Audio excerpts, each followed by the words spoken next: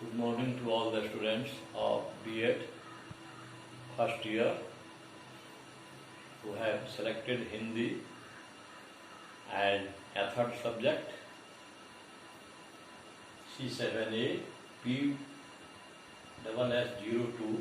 हिंदी शिक्षा यूनिट 1 व्याख्यान 37 एच। कल था 36 एच क्योंकि कल का काम कुछ अधूरा रह गया था, फिर उसको आगे लेकर के हम चल रहे हैं। प्रश्न वही है, हिंदी शिक्षण के विभिन्न लक्ष्यों उद्देश्यों का वर्णन करें। पहले कल वाला में जो अधूरा रह गया उसको हम लोग पूरा करेंगे। कल हम बता रहे थे विभिन्न शैक्षिक स्तरों पर हिंदी भाषा शिक्षण के उद्देश्य। उसमें हमने बताया था प्राथमिक शिक्षा स्तर पर, माध्यमिक एवं उच्च माध्यमिक शिक्षा स्तर पर, तीसरा था उच्च शिक्षा स्तर पर। हम प्राथमिक शिक्षा स्तर हुआ, इसमें हमने जोड़ा है 1 to 8, क्लास 1 to 8 तक जोड़ा है। इसमें है प्राथमिक शिक्षा में जो है भाषाई कौशलों, हम जानते हैं कि 4 प्रकार के भाषाई कौशल होते हैं: सुनना, बोलना, पढ़ना, लिखना, जिसको शॉर्ट में हम कहते हैं सुबोपली। अंग्रेजी में कहते हैं LSRW, listening, speaking, reading and writing. तो LSRW वहां है, यहाँ हिंदी में है सुबोपली। आइए, पहला है सुनना। सुनना में सामाजिक एवं राष्ट्रीय महत्व से संबद्ध है प्रकरणों, संवादों, नाटकों आदि को सुनकर उनमें प्रयुक्त स्वाराघात, बराघात, विराम, हर्ष, विषाद जैसे भावों को समझना। कल हमने बताया था स्वराघात और बलाघात। स्वराघात है,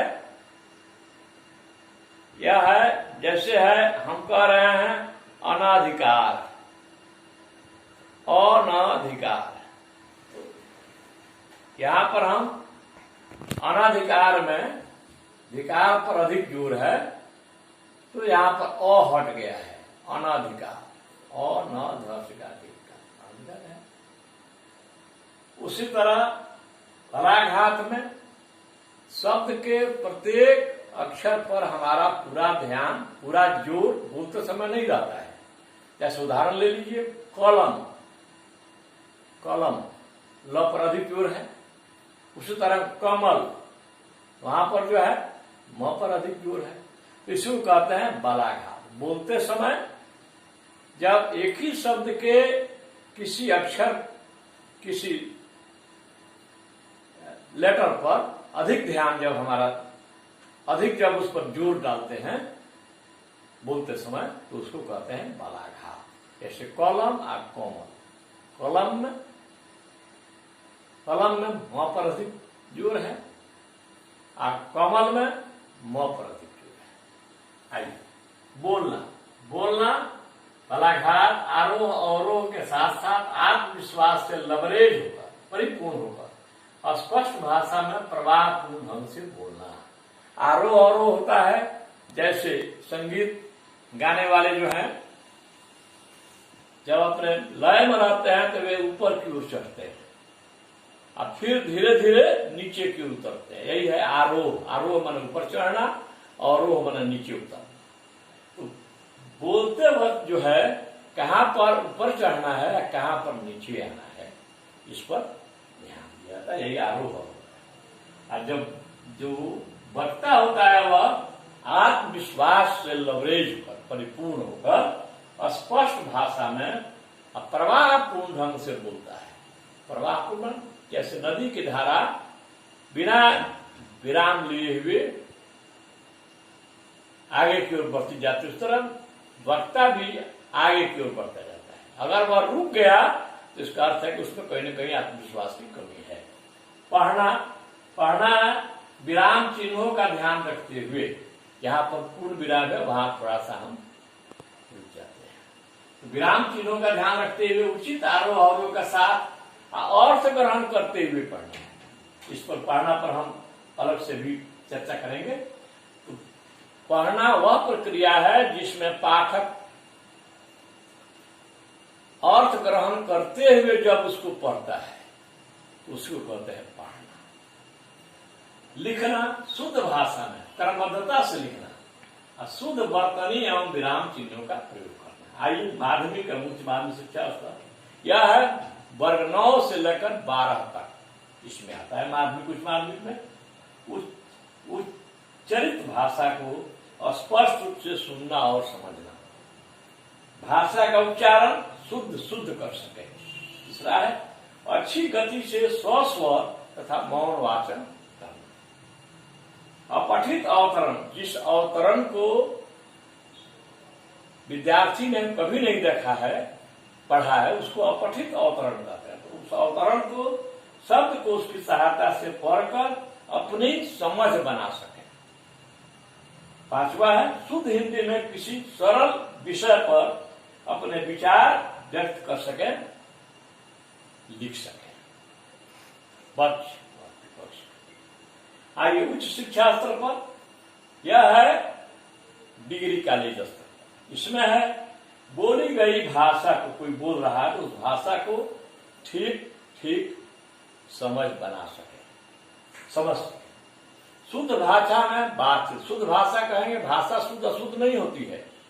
मानक जो हिंदी है जिसमें व्याकरण के नियमों पर विशेष जोर दिया जाता है उसी को शुद्ध भाषा के रूप में जाना जाता है। भाषा कोई भी शुद्ध अशुद्ध नहीं होती है ना। तो मानक भाषा, शुद्ध भाषा मतलब मानक भाषा, स्टैंडर्ड लैंग्वेज में व्याकरण सहित भाषा में बच्चे बातचीत कर सके। स्वस्वर वाचन, वाचन करते समय मुंह से आवाज निकले। मौन वाचन, वाचन करते समय मुंह से कोई शब्द नहीं निकले, कोई आवाज नहीं निकले, बच्चे वाचन कर सके। वर्णनात्मक तथा सूचनात्मक सामग्री का संक्षेपीकरण, ऐसे हम संक्षेपण करेंगे, कैसे हम किसी अवतरण को दिए गए मूल अवतरण का 1/3 भाग जो है उसको हम संक्षेप में करते हैं। तीसरा, पांचवा है किसी सामान्य विषय पर अपना विचार शुद्ध तथा सरल भाषा में जो सुनने वाले के लिए भी आसान हो बच्चे दे सके। आइए कल वाला अधूरा था उसको हमने पूरा किया। आज वाला में आइए प्रथम भाषा के रूप में हिंदी शिक्षण के उद्देश्य। पहला है व्यक्तित्व का विकास। बच्चों का चाहे किसी भी व्यक्ति का अपना एक व्यक्तित्व होता है जिसमें उसके शारीरिक, मानसिक सब प्रकार के पक्ष आते हैं, बौद्धिक, तार्किक। दूसरा है संप्रेषण की कुशलता का विकास। बच्चे अपनी बात को दूसरे के समक्ष सहज भाषा में, सहज भाव में व्यक्त कर सके और दूसरे की भाषा को भी, दूसरे के वक्तव्य को भी समझ सके, है ना, और फिर उसका उत्तर दे सके। यही संप्रेषण है। संप्रेषण में वक्ता, श्रोता, सामग्री, ये सब आते हैं। बीच में है सुनना बोलना के बीच में क्या होता है, समझना होता है। अगर कोई सही बात बोल ही रहा है हम उस पर ध्यान नहीं दिया, नहीं सुन पाए तो हमारा उत्तर भी जो है गलत हो जाएगा और वहां हमारा संप्रेषण जो है बाधित हो, असफल हो गया। जैसे कोई अगर आलू के खेत में है, आलू, एक बार एक आदमी आलू कोड़ रहा था, जगदीशपुर साइड की बात है। तो एक आदमी राही जा रहा था, वह पूछा कि भाई अरे राज कितनी दूर और है? तो आलू कोड़ने वाला बताया बड़का बड़का बैठल बा। यानी उसने जो कहा उसको अब नहीं सुना, नहीं समझ सका, इसीलिए उसका जो है उत्तर गलत हो गया और वहां संप्रेषण भी फेल कर गया, असफल हो गया। तो तीसरा है नागरिकता का विकास। बच्चे सुसभ्य और लोकतांत्रिक नागरिक बन सके, सुसभ्य हो, सुसंस्कृत हो। हिंदी शिक्षण का यही उद्देश्य है। जीविकोपार्जन की क्षमता के विकास। बच्चे पढ़ लिख करके अपना जीविकोपार्जन कर सके, यही हिंदी शिक्षण की विशेषता है। नेक्स्ट, सांस्कृतिक चेतना का विकास। इसमें है सांस्कृतिक चेतना का विकास। संस्कृति जो है, जो एक व्यक्ति है वह उसकी संस्कृति है, और जो व्यक्ति के पास पहले से आ रहा है वह उसकी सभ्यता है। तो बच्चे सुसंस्कृत हों, उनमें दया, सहानुभूति, परोपकार इत्यादि की भावना हो, है ना, तो इसको कहेंगे सांस्कृतिक चेतना का विकास। सौंदर्य बोध एवं रसानुभूति का विकास। साहित्य में बहुत सारे रस होते हैं, 9 रस की चर्चा की गई है, तो साहित्य अध्ययन से उनमें रस का अनुभूति करने का विकास कहता है। सृजनात्मक प्रतिभा का विकास, उनमें जो है कुछ लिखने की, सृजन करने की, रचना करने की भावना हो। अब द्वितीय भाषा के रूप में हिंदी शिक्षण का उद्देश्य, वो प्रथम भाषा कहते हैं उस भाषा को जिस भाषा में, जो भाषा बच्चा अपने मातृ पक्ष से, अपनी माता जी से सीखता है, जो भाषा बच्चा अपनी माता जी से सीखता है, अपने परिवार के सदस्यों से सीखता है, उसके लिए कोई कलम कॉपी स्कूल की आवश्यकता नहीं पड़ती है, उसी को प्रथम भाषा कहते हैं। इसको मातृभाषा भी कहते हैं। प्रथम भाषा ही मातृभाषा होती है, कहीं कहीं थोड़ा सा अंतर होता है, ठीक है।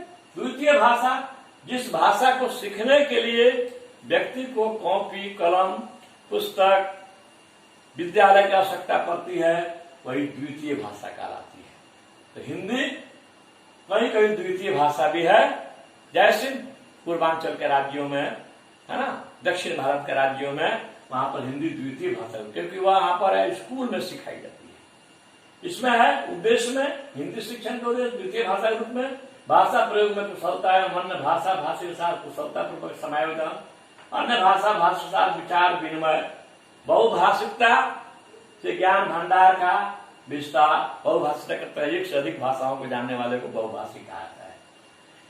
इतर भाषा भाषी से सांस्कृतिक मेल मिलाप, इतर भाषा भाषी समाज के आदर्शों, चिंतन धाराओं से लाभान्वित होकर अपने व्यक्तित्व का परिमार्जन, अपनी प्रथम भाषा के साहित्य तथा द्वितीय भाषा के साहित्य का तुलनात्मक अध्ययन छात्र कर पाता है, अपनी व्यावसायिक कुशलता क्षेत्र का विस्तार करना, द्वितीय भाषा के प्रदेशों के राजनीतिक पक्ष का अध्ययन। अब आइए तृतीय भाषा के रूप में हिंदी शिक्षण, इसको विदेशी भाषा भी कहते हैं। जो दूसरे देश से आकर के अपने देश में बस जाते हैं, उनको हिंदी जो है उनके लिए विदेशी भाषा हो जाती है। जैसे इसका उद्देश्य है जीविकोपार्जन हेतु उन्हें तैयार करना, दूसरे देश के लोगों के साथ सामाजिक सांस्कृतिक मेल मिलाप हेतु तैयार करना, किसी खास उद्देश्य प्राप्ति हेतु तैयार करना। तृतीय भाषा को विदेशी भाषा भी कहते हैं और प्रथम भाषा को मातृभाषा भी कहते हैं। इतना ध्यान रखिएगा बस।